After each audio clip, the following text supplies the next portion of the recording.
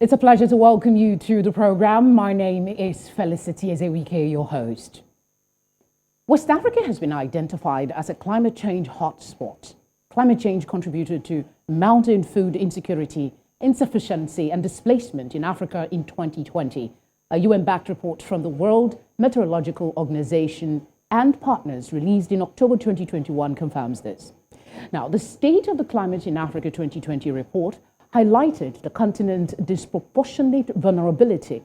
Disproportionate because despite having contributed the least to global warming and having the lowest emissions, Africa faces exponential collateral damage from climate change that threatens to undo its modest development gains. Now, African leaders are aware of the dangers, and beyond individual efforts, they acknowledge the potency of working together to combat climate change. Hence, Regional Bloc ECOWAS worked throughout 2021 to develop a regional climate strategy in West Africa.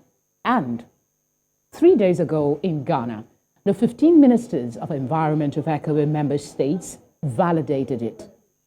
The strategy aims to strengthen the region's resilience to the impacts of climate change, in particular through support for the implementation of the commitments made by its member states under the Paris Agreement of 2015. Why is this strategy so important? Will this collective effort produce better results? To share his perspective and expatiate on the climate change conversation as it affects West Africa, as well as the relevance of this regional climate strategy, is Dr. Richard Munang. He is the UN Environment Climate Change Coordinator for Africa and Acting Deputy Director of UNEP Africa Office. He is leading a continent-wide strategic and innovative approach to climate action implementation for UNEP. Dr. Munang has participated in a wide variety of research projects and has published over 500 articles in both international peer-reviewed journals and magazines. He is the author of Making Africa Work Through the Power of Innovative Volunteerism, a book outlining practical policies that countries in Africa should take to accelerate climate action. He joins us from Nairobi, Kenya. Thank you very much for speaking with us here.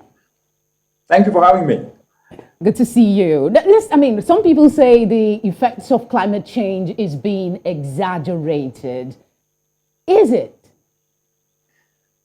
Yeah, thanks again for having me. I think that's a false narrative from people who say so, because let me just put this, use a simple analogy here. If you are asked to give your biodata and you provide your birth certificate and your certificates and your degrees and everything, and the person you give those information to turns around and tells you that this is not correct, I think that is a false narrative from the perspective that what you've given that is authentic, then the person you've given it to is rejecting. That's the same thing with the changing climate today. The science is unequivocal that the world is warming, and we are currently at 1.1 degree as the global community. When you take that down to the continent of Africa, Africa is warming twice as fast as the rest of the world. And therefore, anyone who is oblivious to the realities of droughts that we're seeing currently affecting the Horn of Africa today, with over 15 million people affected, to the Sahel in West Africa, to the floods that we just recently saw in Southern African region. I mean, the list goes on, and even the floods in Lagos that we saw the past years. These are testaments and actually scientific evidence showcase that climate change is turbocharging and supercharging these events. So for those who say so, they're living in oblivious space. For those that are still doubting, could you maybe explain in real terms how this climate change is disrupting not just our lives, like you highlighted, floods and all of that, but the economy?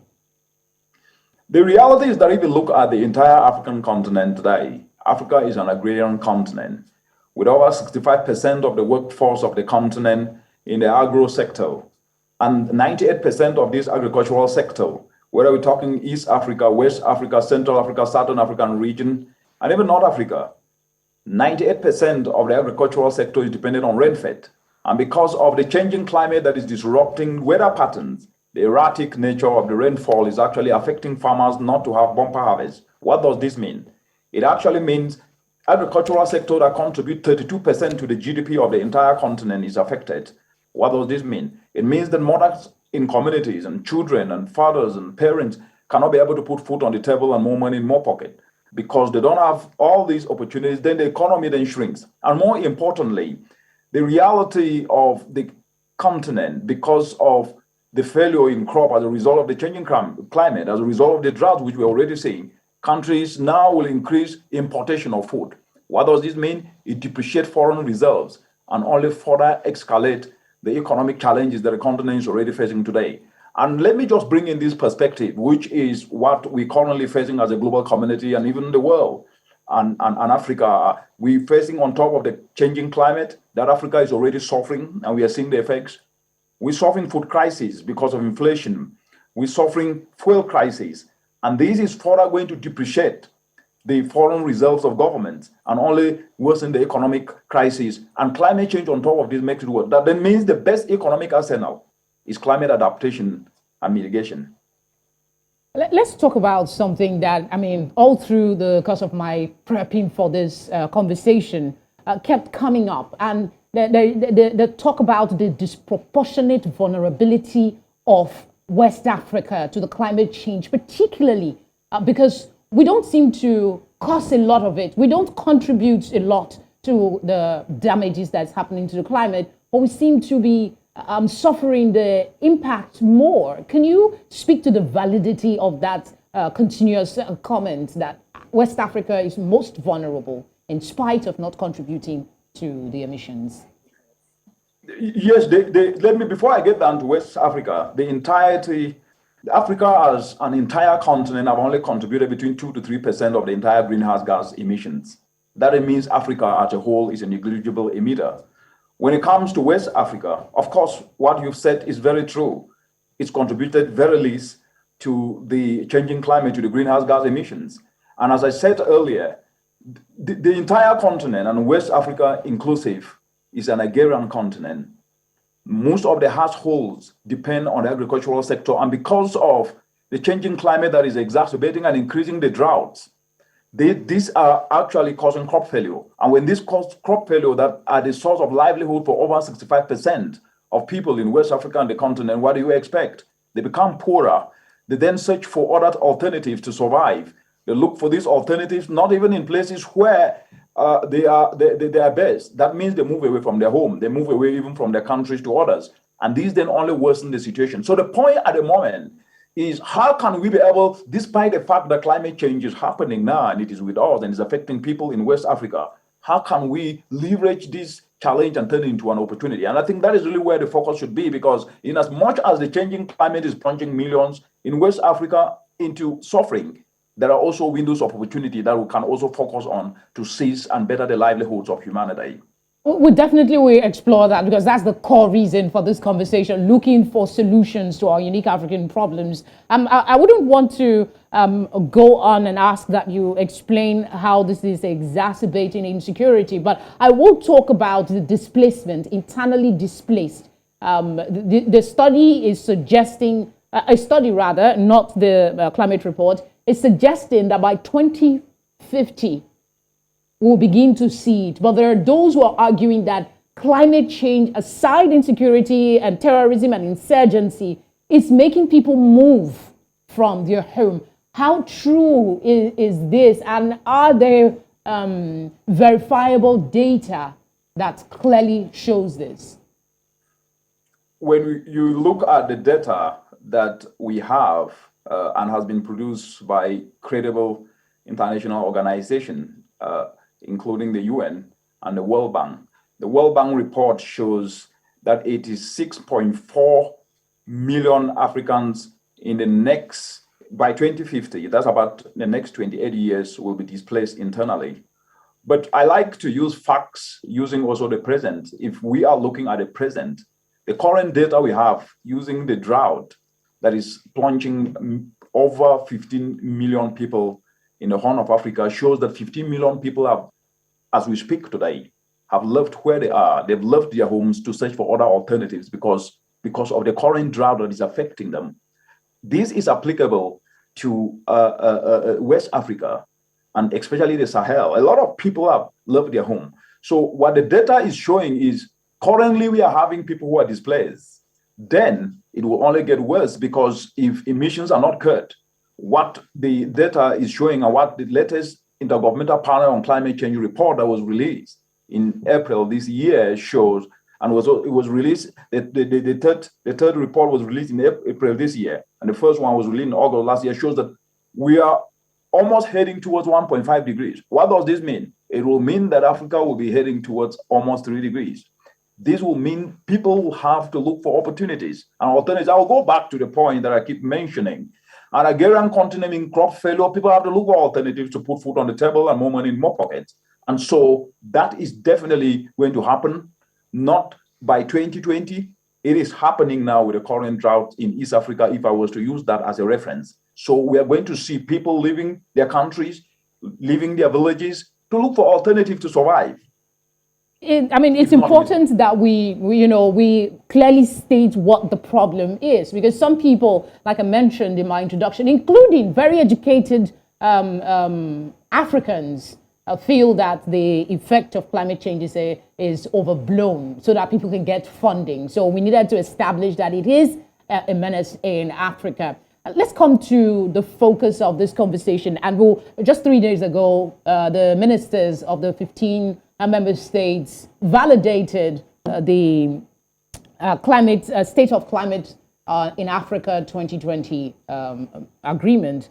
I wanted to find out from you what you think of that ECOWAS Regional Climate Strategy. What do you think about it, really? Is it the catalyst for making action more viable, as is being promoted? It is. Let me first of all start by applauding ECOWAS as a community for coming up with this climate change strategy. But more broadly, let me applaud the entire continent, because Africa is the leader when it comes to climate change policy. We must appreciate progress if we really want to make progress. Out of the 54 African countries, as we speak today, 52 African countries submitted what is called the nationally determined contributions, which are plans for countries to be able to build resilience and ensure that at least they have robust economies, they have livelihoods that are resilient to the changing climate. African countries, 52 of them, submitted the nationally determined contribution. As we're speaking today, 43 of them have submitted a revised version, and this is the highest of any region across the entire world. That's impressive. And now when it comes to regional economic communities, we have now ECOWAS, which is submitting their climate change strategy. And on top of that, when you look at the 15 countries of ECOWAS, 14 of them have submitted a nationally determined contribution. So when it comes to policy, this is really an area in which Africa takes leadership, and ECOWAS and West Africa takes leadership. So we must applaud them. So with the strategy that has been put in place, that is a step in the right direction, because then that means that the coordination in terms of what each country does in West Africa can actually generate information that can also help other countries leverage on what is happening and synergistically drive climate action, because collective action always outweighs individual action. And so having these strategies ensures coordination, ensures lesson sharing, and also ensures that action can actually be taken with speed, fitting into the national circumstances of countries. So I would say this is a brilliant move by ECOWAS. Yeah, having said that, do you agree that if we must make real progress with the fight against climate change, that this is the document that will propel us towards that end? Do you agree? Some think it's overly ambitious. Is it? I think that I would like to debunk a myth that have been out there for quite a very long time. Not only in the continent, but even across the world, but I'll put it within the context of the African continent, which is that strategies by themselves or policies by themselves will implement themselves. That doesn't work that way anywhere on earth. It is people who implement policies, it's people who implement strategies. Why am I saying this? The strategies and policies that have been put in place need each and every citizen, state and non-state actors, to now engage, because the conducive environment and the legal framework and structure has been put in place. And when you look at this strategy, which I read through, the synopsis, it identifies targeted areas in which ECOWAS should focus on: agriculture, clean energy, fisheries, coastal areas that needs to actually be protected. When you take agriculture, This is actually one of the biggest opportunity that the entire African continent have got. It is agribusiness in agriculture when value is added is worth $1 trillion US in less than 8 years from today. What does this mean? It means making agriculture resilient, moving from production alone, leveraging climate smart agricultural techniques, which many countries are already having in their strategy and their NDC, adding value to what is produced. Because we're speaking today, Africa is losing up to 48 billion US, and so is West Africa. If value using clean energy solutions that are captured in this strategy, clean energy to add value, then finished products will be in place, and then importation of food will then be reduced, and then more money and less depreciation of foreign reserves will happen. So this strategy is actually an economic strategy. If it is leveraged through the climate lens to then ensure that the agricultural system, entire food systems are made climate resilient by adding value using clean energy. Then also leveraging this to ensure that, because as we're speaking today, there are 293 people in West Africa, in the ECOWAS region, that die as a result of indoor pollution each and every year. If you take Nigeria, where we're speaking today, Nigeria lost in 2021 97,000 acres of forest as a result of charcoal harvesting. Moving towards clean energy means that cleaner solutions for cooking will then reduce indoor pollution that is killing up to 293,000 people each and every year. And turning agricultural waste into fuel briquettes will replace charcoal, which is 3 times more efficient and will put more money in more pockets. But the point why I'm bringing up these practical solutions is that leveraging this strategy through the economic lens could actually be an economic booster for the region and will help put more food on the table and money in more pockets. Indeed. I mean, we will explore extensively, as much as the time will permit us, or other strategies for implementation. Because like you said, one thing is to have a fine draft of a plan, but the next thing is the implementation. I think this is a good spot for us to go on a quick break. When we come back, we'll be exploring the goals of the strategy and how we can implement them in real terms. Stay with us.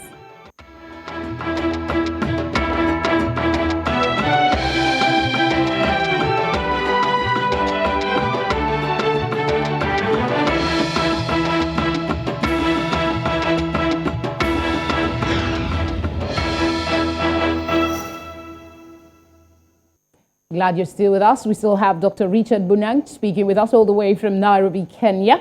Before we went on that break, you were explaining some of the areas that the report, the strategy covers. And one thing that I got is implementation is most important. In each state already has plans, right? And the idea is that this strategy will facilitate and help these state players, implement their policies. How will this strategy really propel that commitment? Because we already have states policies, state movement, and but it doesn't seem to be really, affecting and pushing the action plan forward. How would this strategy do that? Yeah, I think one of the things that I think that we need to look into in detail, as I said earlier, policies or strategies do not implement themselves, and you've quite emphasized on that, is that there are no absence of ideas and absence of innovations on the ground. I mean, people have been implementing climate action solutions. Our mothers in villages have devised means to cope with drought. They've devised indigenous approaches that people are using indigenous knowledge to cope and survive. And there are young people across ECOWAS and Africa who are devising solutions to address some of these challenges. Why am I bringing this up? There are no absence of innovations. What we actually need urgently to turn these strategies into a live reality of actions is incentives. And incentives here are not just money. Incentives also means engaging people and appreciating what the young people are already doing across the continent and building on what is already working, not reinventing the wheel. And I decided to bring this up because there is one big challenge that is never really discussed across the entire African continent when it comes to climate change project implementation, which is duplication of efforts. And so the strategy highlighting excellent areas of agriculture, of fisheries, of clean energy, of resilient infrastructure needs to then become more a framework that leverages on what is already working and fill gaps where they do exist. And that becomes an incentive in that those who are already doing something will even become excited to do more. And the gaps in the things they are already doing, implementing action, whether in the agro sector, whether in water sector, whether in the fishery sectors or coastal and infrastructure, will then not be starting from scratch, but filling gap and advancing progress.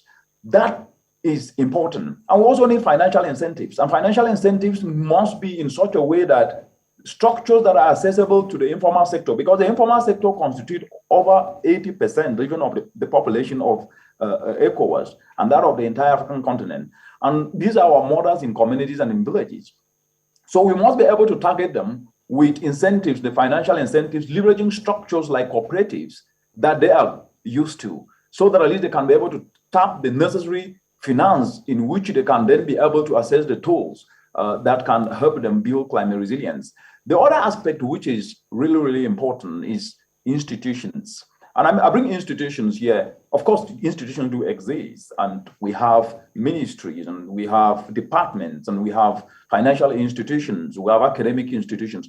But they need to now start leveraging climate action and mainstreaming this into all their operations, because most of the time when we have institutions, it's not just the institutions like ministries or school, but people are also institutions in that they need to embrace climate action as a responsibility for them to do it in whatever profession in which they are in. Whether it's a journalist like yourself, who are discussing climate change today, or a climate expert like me, or people who are not even in climate space can then be able to embrace this. And the last one is implementation, which is now what we're talking about. Implementation needs to embrace all these other 4 I's, these ideas, these innovations, incentives, and engage the young people who actually are 60% of the entire African population. And they are actually the climate action army, that if we don't tap them, we cannot be able, because you can only go to war with the army you have. And if you do not tap young people and incentivize them with the requisite enablers, like tax incentives for those who have already developed or are developing enterprises in climate areas, so that at least they can bring this to scale and make impact in communities, we might never be able to really build climate resilience without leveraging on these opportunities. True. I mean, I just had to let you go on because what you were saying was so important. But there is something you said I'd like you to expand a little on, because I see that might be an issue, blending regional and local efforts at combating climate change. You talked about the duplication of efforts. Can you expand on that issue, please? Yeah, duplication of efforts is the biggest risk of implementing climate action solutions. Not only climate action, even development actions across the entire African continent. And how does this happen? It happens in that most of the time context, because context, if we miss context, then whatever thing we do, we might never really succeed. And what do I mean by context? Every community have people who do something. And sometimes we need their buy-in to build on what they are doing. We don't need to reinvent the wheel or introduce solutions sometimes as if they are new. I believe that if we introduce solutions in a way that communities can own, in a way that communities can actually say, this is what we are doing, this is the gap we are filling, we need you to fill, then that way they will own the process, and at the same time, the targeted intervention will have more meaningful impact rather than a supply-driven approach that comes with something that is already existing, and then you end up not having ownership, and then you end up just duplicating what exists.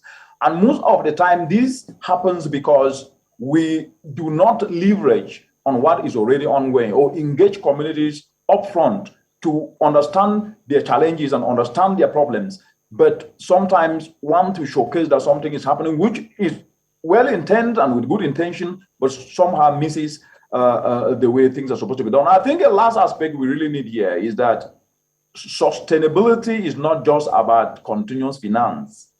It's about ownership by the communities. And any action must be demand-driven and not supply-driven. We must listen to the communities, we must listen to people, and any action that needs to be taken must be coming to add value to them and must add value through the economic sense. And I say economic sense because social-driven action can be helpful, but they are not sustainable.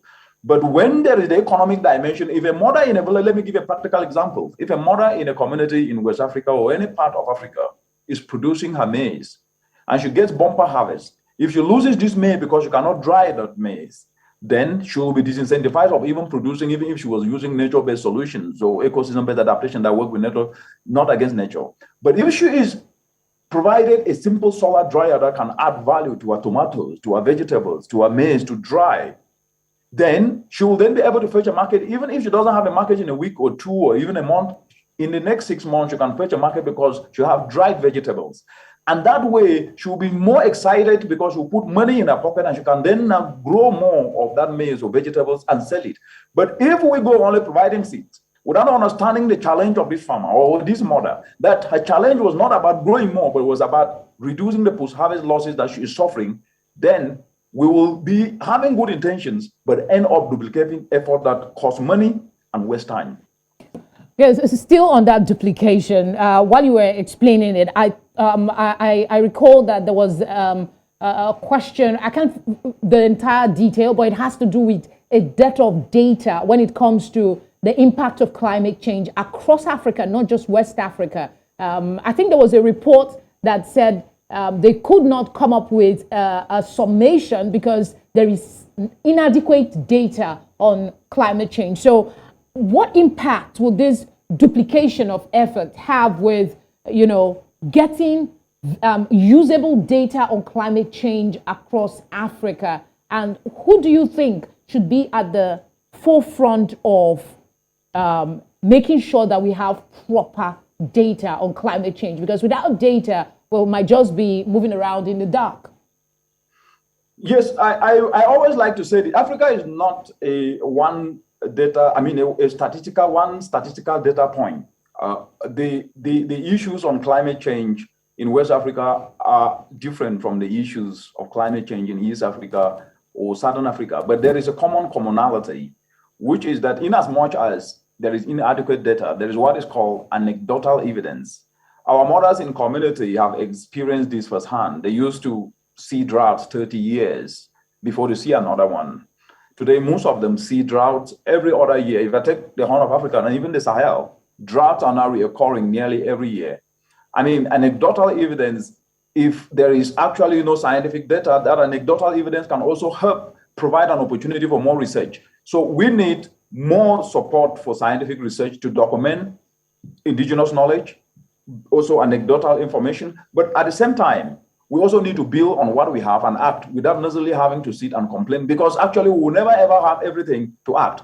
There is data. Is it enough? No. But can there also be data on the actions that are making transformational development? Because what I also see is that there's little appetite to collect also information on the actions that are changing lives. Let me take the Zai that is used in West Africa, which is a simple demonstration of how a little hole dug on a farm, an organic manure put in it, when rain falls and the erratic rains happening, captures the water. And these have resulted in 500% yields in Burkina Faso and in some parts of the Sahel. But I hardly hear these aspects discussed as the norm and not the exception. So the appetite to also grab what is working, leveraging indigenous nature-based solutions, seems not really to be there. So what I would suggest is that we must build on what we have as we continue to search and gather more data to then inform these strategies, as well as recalibrate a policy. And that responsibility rests on each and everyone's shoulder. It's not only on researchers, it's on everybody to start to find that information. And just like the questions you are asking today, and also asking questions about data, everybody should then be able in his or her capacity. Well, I think what I'll take is we will try before this conversation is over to get you to highlight the ones you can remember that's being done across Africa, which is your domain, so to speak. Let's talk money.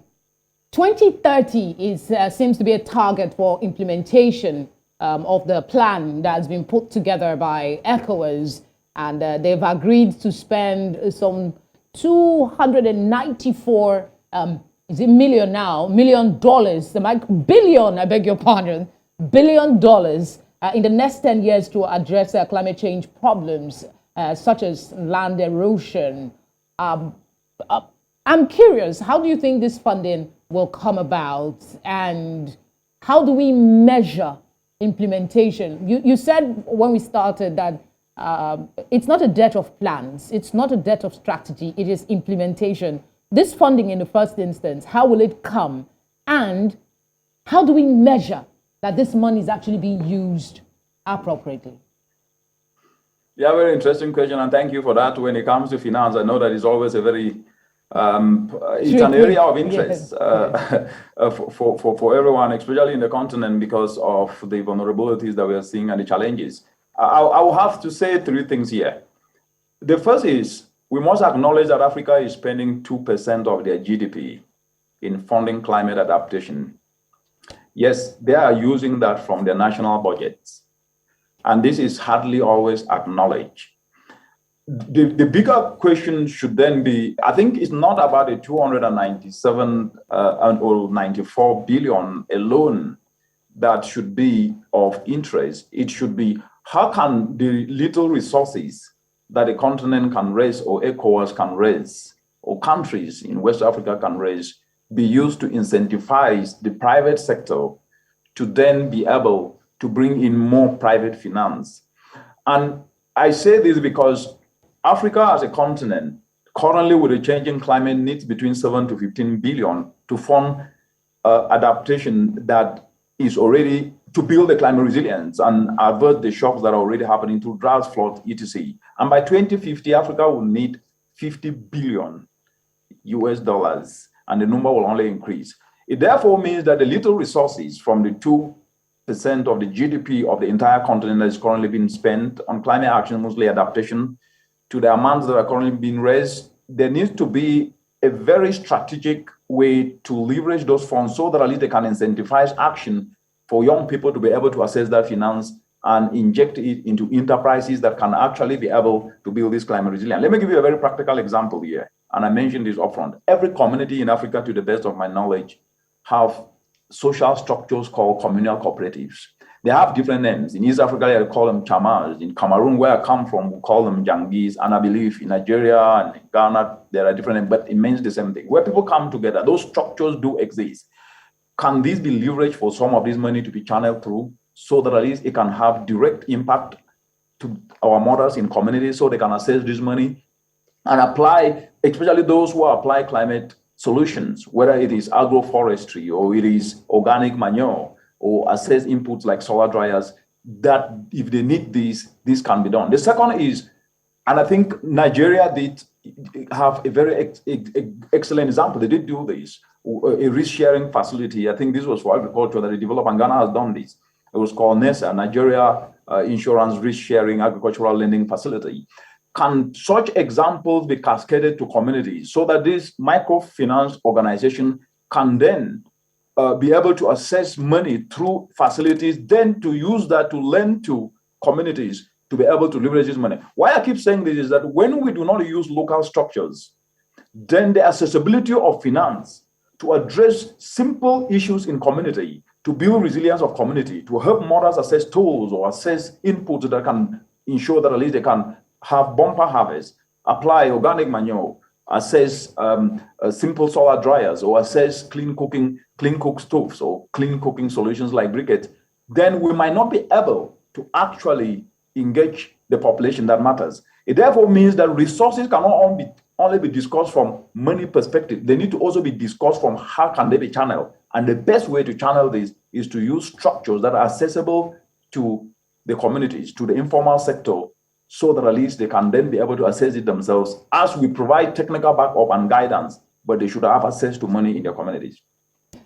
All right, Doctor. I mean, you've spoken quite very well, really. And sometimes I'm wondering if I ask the question, you've even answered it. Let's go on a short break. When we come back, he's talked a bit about implementation. What we're going to do when we come back is explore how we can actually make this work. What do we have on the ground? Are we utilizing it well? Solutions to climate change continues. Stay with us.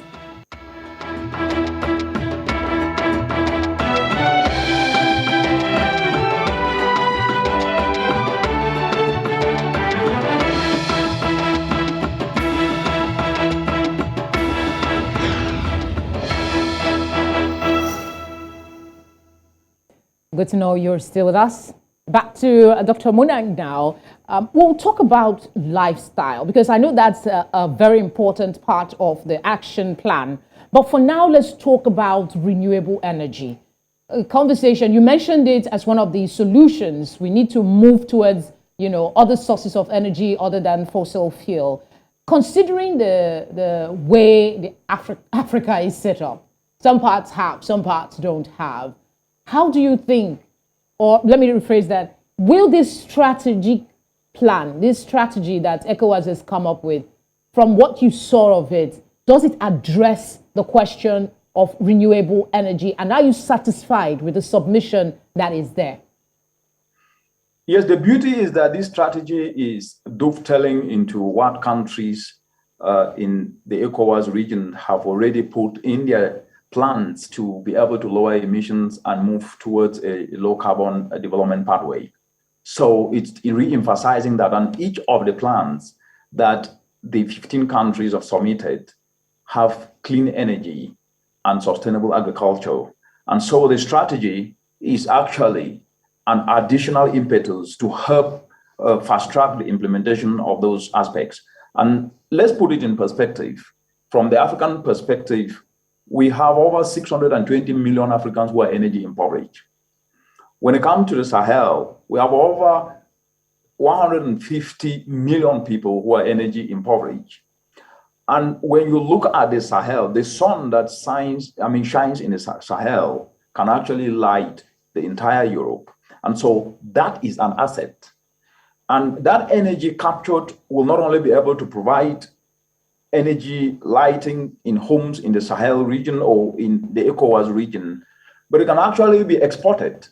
And that would be an additional opportunity to generate revenue for the region and for the countries in the region. But more importantly, let's move away from energy just from lighting and electrification. Let's look at it from value addition. As we're speaking today, actually, Africa is losing food worth 48 billion US dollars. Why? Because of lack of value addition. And when you look at those in local communities, they do not have access to electricity. And the easiest electricity that can reach them is off-grid. And off-grid, like solar electricity, solar energy is the best, easiest way to then be able to reach these people. But when it reaches them from the perspective of them helping mothers to dry their food, to add value using this solar energy, then people will be putting more money in their pockets. And that will ensure that at least you can lift people up from the bottom of the pyramid, lift people from poverty, and at the same time, help ensure that some of these people now will start creating their own businesses and they can start paying taxes back to the economies of the country.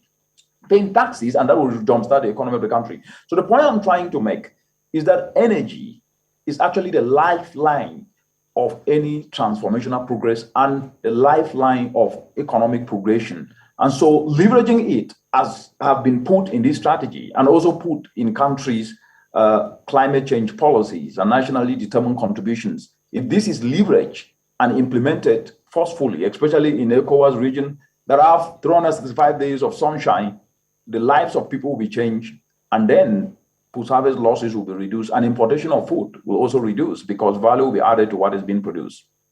Let me act like a child and put pinkies crossed that these things will begin to manifest in real time for us across Africa. Let's talk lifestyle, because it is one of the major suggestions in that strategy, suggesting that people change their lifestyle so that we can get to the goal of reducing emissions. What in specific terms, like what are specific changes should we be looking at to change in our lifestyle if we're to get to our goal? I have another flip side to the question, but let's take this part first. Yes, if you look currently, as I said earlier, the current lifestyle across the continent, especially in the ECOWAS region, where our mothers do not have alternative, they use charcoal. They don't have an alternative. They use charcoal, and this indoor charcoal is killing over 243 to 293 citizens. They've committed no crime. The only issue is that they don't have an alternative, and so they depend on charcoal. Moving away from depending on charcoal to clean energy solutions is a change of lifestyle. And this can happen by the governments in the region incentivizing alternatives like turning simple agricultural waste to fuel briquettes. Young people are doing this across ECOWAS, in Nigeria, in Ghana. We are working with them, and in East Africa here across the continent. So when lifestyle from depending on high emitting, polluting energy sources, to now clean cooking solutions, that puts more money in more pockets and reduces indoor pollution that then saves lives, because as we speak, 700,000 Africans die each and every year because of indoor pollution. That is one. The second aspect of a lifestyle is the food we eat. First of all, chemicalized food that is being grown is not good for the environment. It is expensive because it's depending on imported fertilizers that destroy the environment and actually at the same time also destroy the soil, meaning that bumper harvest will not even happen for a long time. But moving towards organic agriculture, organic inputs, will then help ensure we have bumper harvest, but at the same time create opportunities and jobs whereby young people can start creating enterprises in producing organic manure, in producing organic fertilizers, and so on and so forth. And the food we eat that is produced organically is more healthier and scientifically proven so. And then that process reduces emissions into the atmosphere. So we need a kind of a system thinking which benefits our health, which jumpstart economies, and that needs a lifestyle change that will have to happen anyway because of the policy changes that are happening in countries. And these strategies actually come to reinforce that. Fashion is a big deal. I know it's like a small for other people, but I read somewhere, I don't know how true it is, that if we reduce the amount of times the number of clothes we have, the amount of time, the kind of fabric that we use to make what we wear, that is also one way. And I know fashion is like the thing now. So is that even a conversation that we should be considering when it comes to managing climate change? Absolutely. To produce one pair of jeans, you need 7,000 liters of water. 7,000 liters of water. And so where is that water coming from? That water is coming as a result. That's an ecosystem service from a forest. The forest produces that. So when you draw that heavy water and at the same time cut down the forest, then you are actually not only resulting in degrading the environment, but at the same time also resulting in emissions, because deforestation results to carbon emissions that are released into the atmosphere. But if we look at it from this perspective, we can actually move to sustainable fashion, whereby waste, and there are excellent youth in Nigeria and ECOWAS region that are actually using waste to make plastic bags, to make plastic shoes, to make laptop bags, and that they're also using it to make suits and jackets. So moving from the traditional style of clothing to clothing that is actually being recycled reduces emissions, reduces the pressure on the environment in terms of the water that is drawn out, and at the same time also ensures that at least opportunities are created. That kind of thinking is called a circular economy, where what is produced is not just discarded. If a dress is produced that is from recycling, it is saving the environment, it is reducing emissions, and at the same time, it is also helping create opportunities and then ends back in the economy without necessarily having to have emissions produced into the atmosphere. Okay. So that is a very, very important aspect, and thank you for bringing that up. It means we need to move towards a circular economy mindset, and that means how we produce, how we reduce, and how we consume need to become part and parcel of each and every one of us, not only that of governments, but that of citizens. Okay, so I was distracted by that question. I had to ask it. Let's flip back to the economic part of the we're out of time, so I'll need you to be a little brief. I still have like 2 questions, if not 3. The economic part of it, you talked about the housewife transitioning from coal to other forms of cooking. You also talked about the kind of food that we eat. Poverty is endemic in Africa. How will that impact on people's decision? Because if you're saying, I want to change my lifestyle, and you don't have the funding to do that, how would you go about it? Is it possible that government can subsidize this? What would be your suggestion to addressing that part of the conversation? I will go back to what I said earlier. We do not do development for people. People do development for themselves. The role of government is to facilitate the process. What does this mean in reality? Our mothers in villages, we grew up in the village, so I always use the example of the village. I mean, they're not just sitting there waiting for things to be done for them. They're doing something. And what they need are basic necessity: water, clean drinking water, maybe a route to the market so that at least they can sell their cocoyams or maize or beans. They need to add value.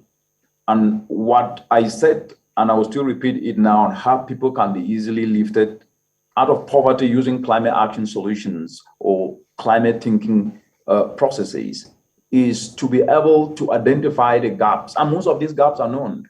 We know that 65% of the continent and even of West Africa are engaged in the agricultural sector. They lose post-harvest losses costing the continent $48 billion US.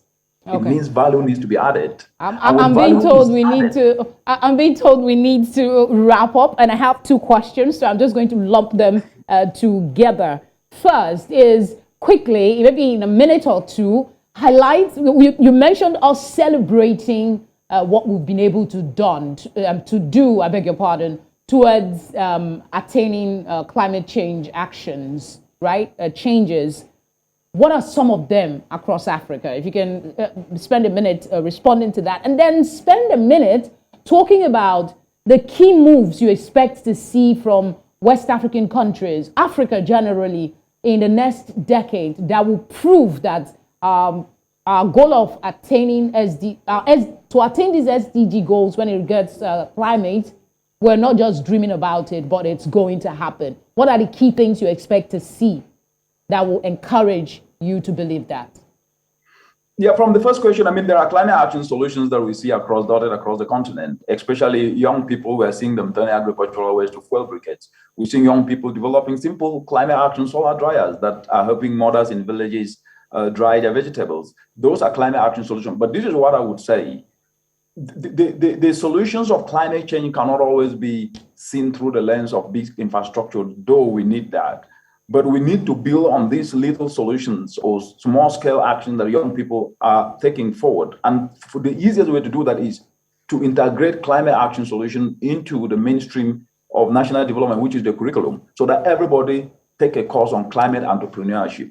Then the actions that are happening from clean energy solutions to agricultural solutions can then become the norm. On the question on the SDGs, I mean, we are 8 years away from 2030. And what needs to be done is that if you look at the Sustainable Development Goals, the first goal was on poverty and the last goal was on partnerships. Building on what works and reducing duplication of efforts can actually ensure that in 8 years remaining, we can be able to do a lot if we build on what is already working and avoid duplications. And to do this, we must tap into the energy of young people. And that needs to happen through what I call skills retooling, where young people's skills need to be retooled. They need to learn skills in areas of clean energy, in areas of adding value to agricultural produce, because that is where the jobs are, and they can tap into a $1 trillion US. And this needs policy incentives, fiscal policy incentives that can then be able to create an enabling environment. And structures like cooperatives should be leveraged because they are accessible to the informal sector and young people. I know you're working a lot with the young people. I know you're doing something with retooling the youths. I just wish we had more time, because I actually wanted you to speak a little on your chores, but I'm afraid that's all the time we have. Thank you very much, Dr. Richard Munang, for speaking with us on One Slot today. Thank you for having me. It was a great pleasure, and I'll be back someday. Yep, definitely. We are hoping to have you back again. Thank you. I mean, one important thing I took away, aside from every other thing he said, was we must avoid the duplication of effort. In closing, let me reiterate that climate change is happening now, and it is the most serious threat to life on our planet, not just to Africa. The good news is that there are plenty of solutions to climate change. All are well understood, as Dr. Munang has shared extensively with us today. The only thing that is left is willful implementation across board. I must say thank you very warmly for sharing your whole, hopefully, worthwhile 1 hour with us here on One Slot. I look forward to your company next week. Bye for now.